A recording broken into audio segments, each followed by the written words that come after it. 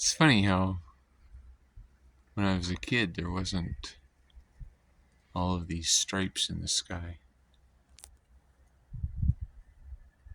I mean, the clouds form from straight stripes. We used to have blue skies, like all over. We have some clouds. Clouds, if they're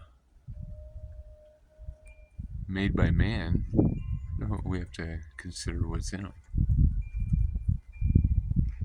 And how do they create condensation right there, but then stop right there, right? Because it didn't come from that way.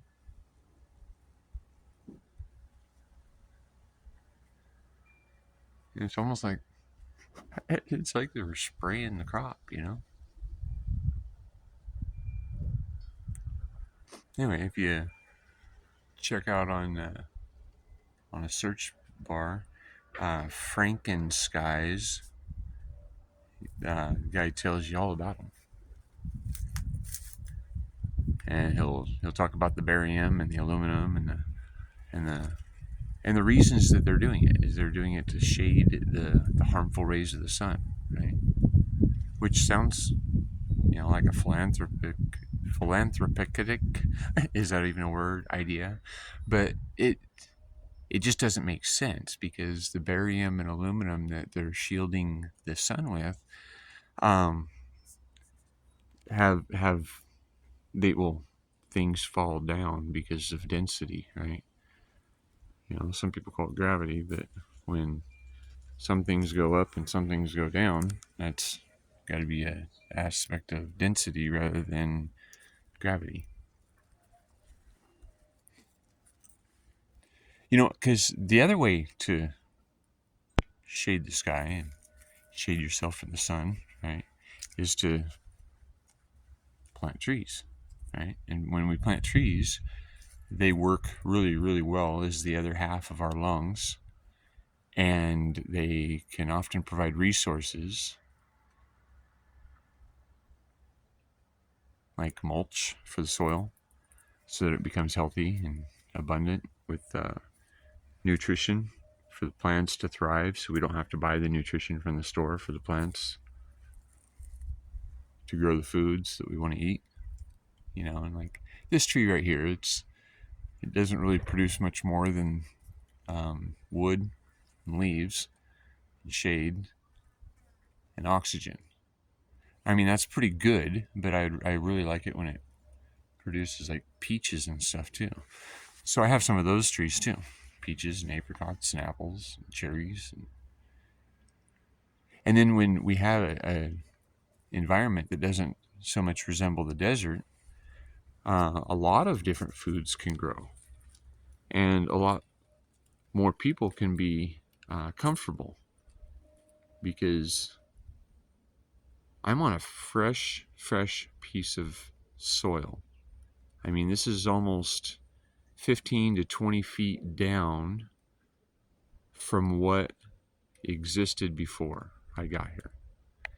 And in that, I've got some chaos going on because I got a lot of projects, but I'm using up the resources available from our communities in ways that are, I don't know, I think they're kind of cool. I mean, like this bottle wall, I add some concrete in between the bottles and I just keep stacking them up. And that works to build raised beds, or it might even work to build a house to hang out in.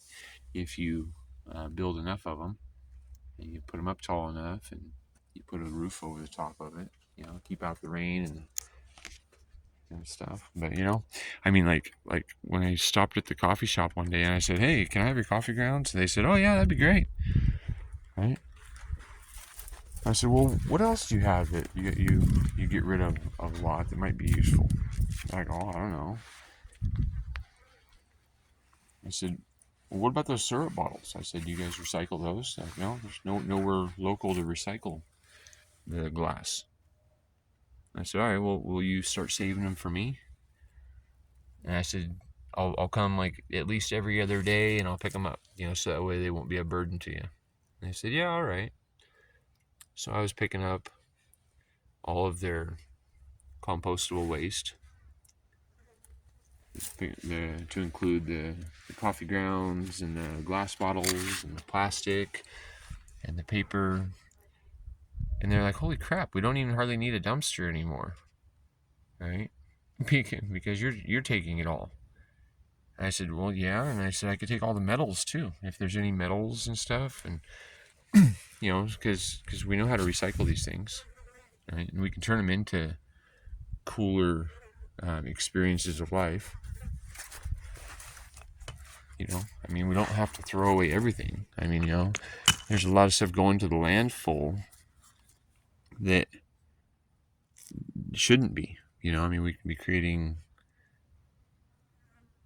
be creating the solutions to the problems instead of just keep worrying about the problems. So anyway, yeah, check out Frankenskies. And hey, look at that. They're making another one for me. See? All right. So, I mean, a condensation trail. When I was a kid, I mean, when it was cold, because the hot engines, they would leave a condensation trail, right? But it would only go like maybe 100 feet or 200 feet or maybe a mile or something, or a quarter mile behind them. But now these, they go all the way across the sky. They turn into a cloud. And then they spread out like this, right? They spread out. And there's all sorts of things happening that are beyond what most people even know. Because, well, do you have a security clearance? Do you have a security clearance? Probably not, right? Because you haven't been investigated and had all of your references checked and had jobs that would require that you know about certain things that everybody else doesn't know about, right? So there's certain things that I experienced in the military that I can't talk about, right? Because well, I said, hey, I'm not going to talk about that. But there's a lot of other things that I didn't say I wouldn't talk about. Hey, there's another one. There's another one. Gosh, I'm making this video and they're just helping me out. But look at that. I mean, it goes from there all the way across, right? And the one that was just up there is starting to spread out already, right? Well, condensation doesn't just spread out. I mean, the next time it's really, really cold outside, blow as hot of air out of your body as you can, and you're gonna create a condensation trail, right? But what does it do? It quickly dissipates. It's gone.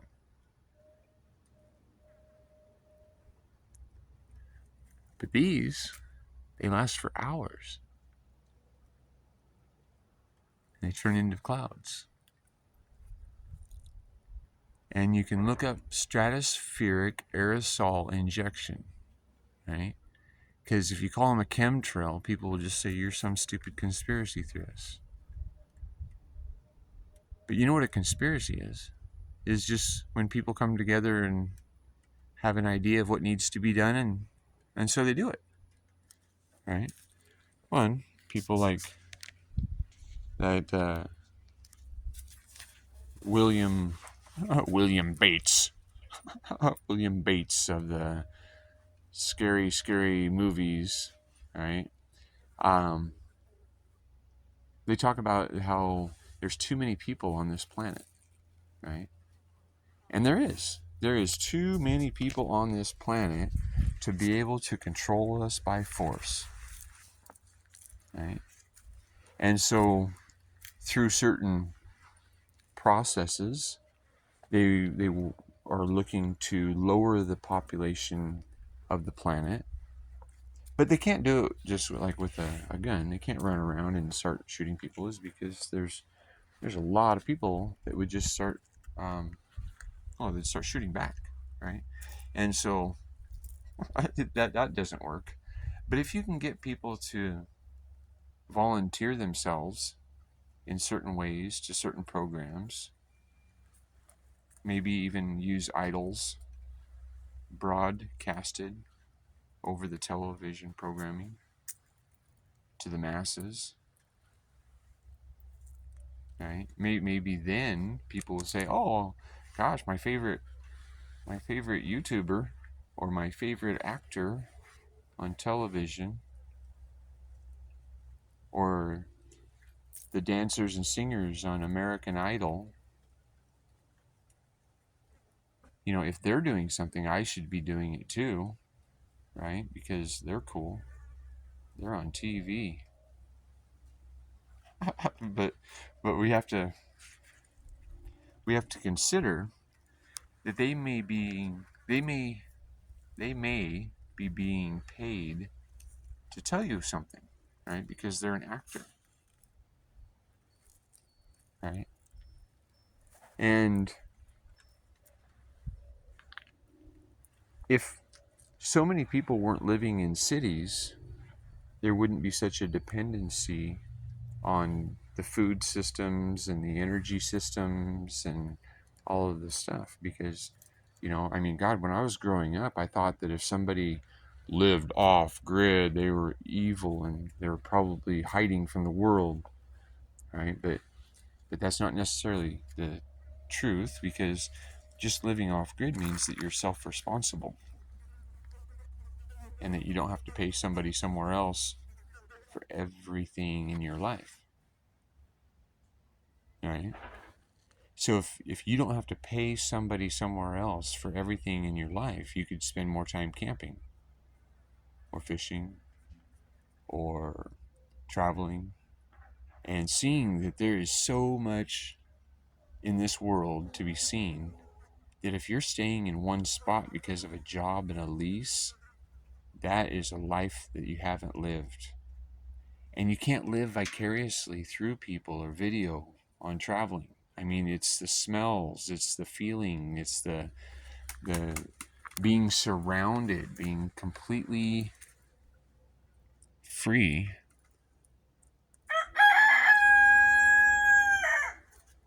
to explore life, right? I mean, because that's what life's about. We should be exploring life. But a lot of people just try to earn a living. And Rooster says it's time to wake up. So look up and wake up and realize there are some things in the world that are not being conducive to your health. And some of these things might even be promoting some of the, not necessarily like these lines in the sky, right? But there are certain things that are in our life experience and the ways that we're conducting life unnaturally, that are contributing to the fires and flood and erosion and drought and famine and homelessness and drug dependency and stress and struggle. And stress is the root of dis-ease, right? It's the exact opposite. And when we live in the opposite of ease, our mind is going to suffer. Because our mind knows deep down inside what it's supposed to be. It was that as a child. It was happy and healthy and playful. And you didn't even need much, your favorite blanket and your favorite toy and a place anywhere to lay down and rest after eating a nice little meal was enough. It was always enough. But when did that not be enough anymore, right? We have these ideas from these idols that everybody has to live in a mansion by themselves or with their small family. Right, Rooster? Yeah. Wake up, Rooster. Come on. Yell it again. Oh, it's all on your terms, huh? It's all on your terms, Rooster.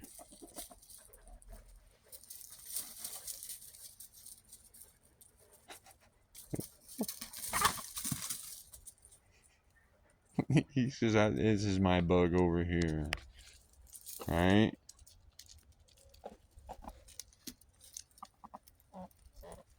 Yeah, guys. See, like, some places you put two roosters together and they're just gonna be fighting. These guys, they're buddies.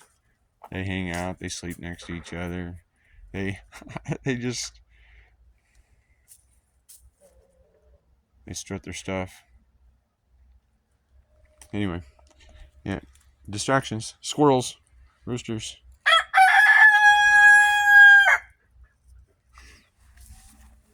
All right. Anyway, hope you have a good day.